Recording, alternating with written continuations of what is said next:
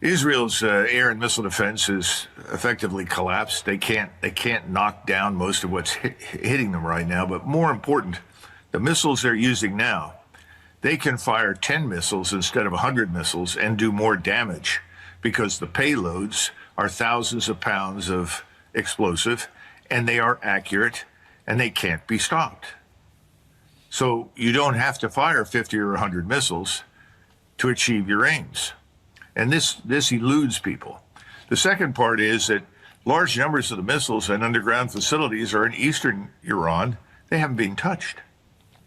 They haven't been subjected to any sort of attack at all. So I was listening yesterday evening to some of the people that appear on Fox News. I don't usually listen to Fox very much, but I was warned that Senator Cotton and Senator Hawley would both be on there. And shockingly, they began to talk about, well, it's time for us to declare victory. We've done all we can, and it's time to just declare victory and bring home the men. Okay, fine. What I'm hearing here in Washington from people that I know that are on the inside, as well as now it's been verified through Fox News, which is kind of a mouthpiece for the administration, Donald Trump wants to get out of this. He's finally figured out there's nothing to win. We can drop bombs and shoot missiles at these people all that we like. It's not going to change the condition of the region. It's not going to improve anything. Worst of all, it's going to send the world into an economic recession, maybe depression.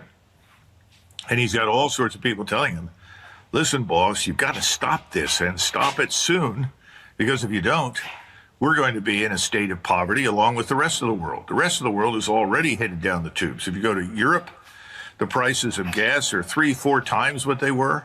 In Asia, it's apoplectic. Southeast Asia, it doesn't matter where you go, Southwest Asia, the situation is dire from a purely financial economic standpoint. And we don't exactly have a very strong financial position given our national sovereign debt. And we seem to be debasing our currency at the moment. So that the whole idea that really underpins the American economy, Darrell, is the petrodollar. And the petrodollar, very simply, is we buy your oil. You live in the Arabian Peninsula. We buy your oil. The dollars that you get from us, you reinvest in our treasuries. And by reinvesting it in our treasuries, we're able to continue an economic expansion. Well, that's over. It's done. Yeah. And how rich are we going to remain without the petrodollar? And I think the answer to that is not terribly good. So I think we've effectively lost this war. I think the Iranians know it.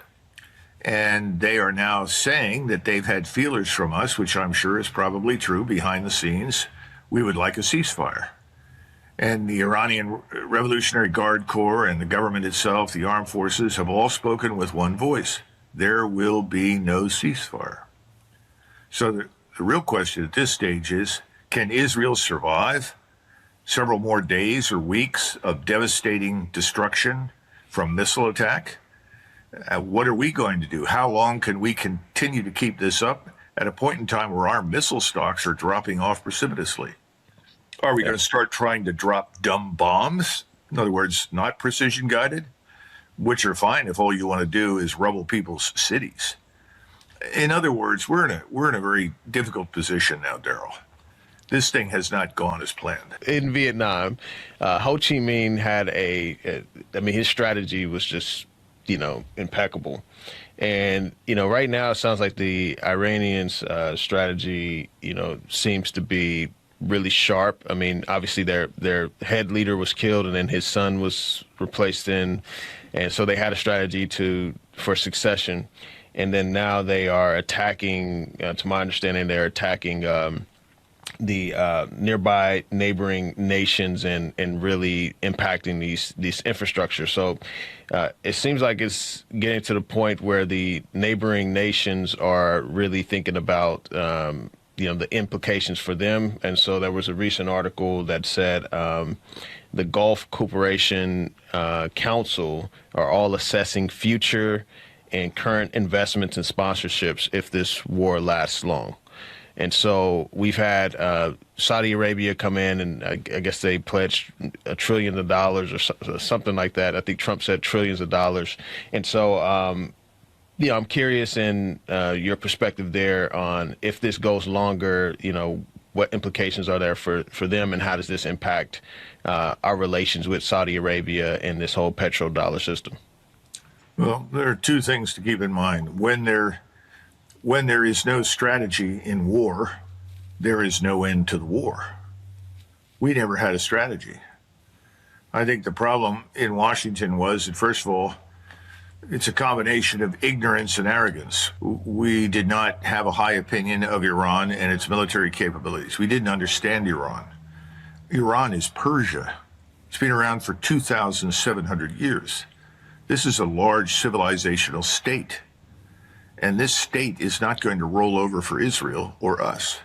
And remember that all the demands that President Trump has set forth are Israeli demands. All we have been doing is acting as Israel's enforcer. And Israel's demands were never realistic. Because effectively, you give up not just your uranium enrichment, you're going to surrender your ballistic missile arsenal. You're going to stop cooperating with your friends in the Gulf, whoever they are, and you're going to basically worship at the altar of Israel. You're going to do what we tell you. You're going to accept our military and political hegemony over the region. Well, Darrell, that's not going to happen. That's an impossibility. And we stupidly signed on for these outrageous demands. Now we're trying to figure out how do we back down from these demands and get out of the Gulf. That's very difficult because we've now got an adversary that says, well, you may be finished. We're not finished. And we're going to keep going. So, the picture is very dire because as far as the oil is concerned and the natural gas that we extract from the ground in that region, effectively it's offline. It's not just stopped. In other words, you're not talking about wells that are pumping, refineries that are refining, storage tanks that are being, emptied. No, it's over for the moment. In other words, I would say for at least 6 months to a year, most of the oil in the region is offline. It's as though, in your house, you have a circuit breaker and, the current goes out, you go out to the circuit breaker, you hit the switch and they go up. Well, they want to hit the switch and turn on the oil. It's not happening. It's not going to happen. There's talk right now, we have to get back at these Iranians. We'll destroy Karg Island. That's the big oil terminal for the Iranians in the Persian Gulf. And they've made it very clear, if you destroy Karg Island, which is our oil terminal from their oil fields, then we will destroy all of the oil infrastructure in the Persian Gulf. And we've said, oh no, they'll never do that. Wrong. They will do it. Just look at what they've done already, and there's not a damn thing we can do to prevent it. So now we have the rest of the world breathing down our necks saying, if you don't stop this very soon, we're going into a global reset that is economically catastrophic, not just for us, but for the whole world. So I don't think the GCC has much flexibility. And remember, first, it was the British for over 100 years that promised and delivered on protection for these little oil kingdoms, including Saudi Arabia. We agreed privately in the 1930s to protect the Saudi oil resources. Now, what we found out is that we can't do that. We can't shoot down the missiles. We can't bring the Iranians, so to say, to heel. We couldn't even defeat the Houthis. Does anybody remember the Houthis?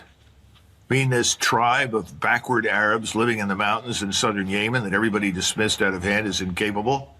They shut down the Red Sea. They shut down commerce to the Suez Canal. Why did we think if we could not stop that and defeat those people, how could we possibly take on a nation of 93 million people the size of Western Europe? And these people are very proud. They're proud of their origins, their culture, their identity, their history. We spit on it. That's the problem. And they're not going to do business with us, certainly not on our terms. So I think we're going to have to find someone somewhere who can mediate for us. But I think the terms that we will have to agree to, Darrell, are going to be very humiliating for the United States. Now, there is an alternative I didn't discuss, and that is that Mr. Netanyahu, who is the real cause of all this trouble in Israel, could turn to a nuclear weapon because the Israelis have nuclear weapons. And if they used a nuclear weapon against Iran, I think the world changes profoundly. Yeah. And I don't even want to consider the possibilities of what could happen after that, but they could include a nuclear catastrophe for Israel, because there are many people in the world who will not tolerate this. And I'm not sure that President Trump has Mr. Netanyahu under his authority. It looks an awful lot to me like Mr. Netanyahu is in charge of President Trump. Yeah. Yeah, that's definitely something that, we hope and pray does not lead to that. So curious on regime change. So this has been a constant narrative, and there's a narrative that we're trying to change the regime.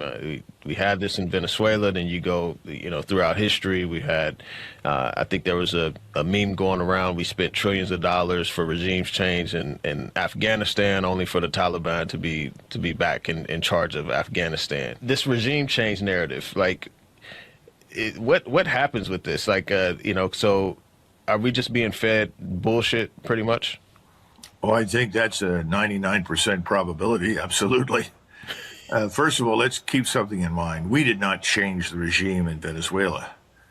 What we did is we paid off people millions of dollars to let us come in and kidnap Mr. Maduro and his wife and bring them back to the United States, ostensibly for trial and incarceration. What about Venezuela? Venezuela is unchanged. The same government is there. All the people that commanded the police, the armed forces, everyone who runs the economy or has his hands in it, they're all there. Nothing has changed. So what did we do? Well, we basically said we're going to steal the oil. Every time you fill another tanker with oil, we're going to take it and we'll decide what to do with it. That's not a regime change. The last time I looked, that's called piracy. So there's been no regime change in Venezuela. And of course, if you were really interested in dealing with the drug problem and the drug cartels and the fentanyl and everything else that people rightly complain about, you would have looked at Mexico, not Venezuela. Venezuela's role in all that is minuscule. And most of our problems emanate from Mexico. But, that's water under the bridge. So we've really changed nothing. So now we're talking about a place called Iran and changing the regime there. And that never had much chance of occurring. And I think we have to go back to the Kosovo air campaign back in 1999, because that campaign was launched with the purpose of removing a man named Milosevic from the presidency of Yugoslavia, or what was really at that point Serbia Plus. And we bombed for 78 days, and ultimately the bombing did not change anything. What the bombing did is it compelled us, when it did not cause the Serbs to relent and surrender, it caused us to send the Deputy Secretary of State, Talbot, to go to Moscow and negotiate a deal with the Russians about which we know very little in terms of details, and persuade the Russians that in return for what we promised to do for them, they would pull the plug on Milosevic. Now, what does pull the plug mean? Milosevic began the air campaign against us, or we began it against him, and he was promised by the Russians that they would provide food, medicine, and fuel to get through the winter. Remember, all of this started in February, and the Serbs said, well, we think we can hold out through the summer into the fall, but we'll need help to get through the winter. Well, the Russians agreed to whatever terms that we had offered them, whatever bonuses, and they backed out. And they told Milosevic, we can't promise you anything for the future in terms of food, fuel, and medicine, so you'll have to make the best deal you can with the Americans. In response to that, after 78 days of bombing, the Serbian military establishment pulled out of Kosovo. The reason I bring that up is because we fought that air campaign, or we conducted it, because we wanted to get rid of Milosevic. 6 months plus after the air campaign, Milosevic was removed by his own people. And I would go back to Iran and I would make the argument that had we stayed out of Iran's internal affairs, and let events run their course in Iran, we would have seen a new government in that country much sooner. But now, having attacked it, everyone in the country, whether they like the regime in Tehran or not, is a nationalist. They are all determined to defend their country. They are determined to defeat us. In other words, we forced cohesion on Iran and Iranian society. But I would bet that probably by Christmas next year, or maybe the spring of next year, we will see change in Iran that we will probably welcome purely from the standpoint of what makes sense socially, culturally, politically.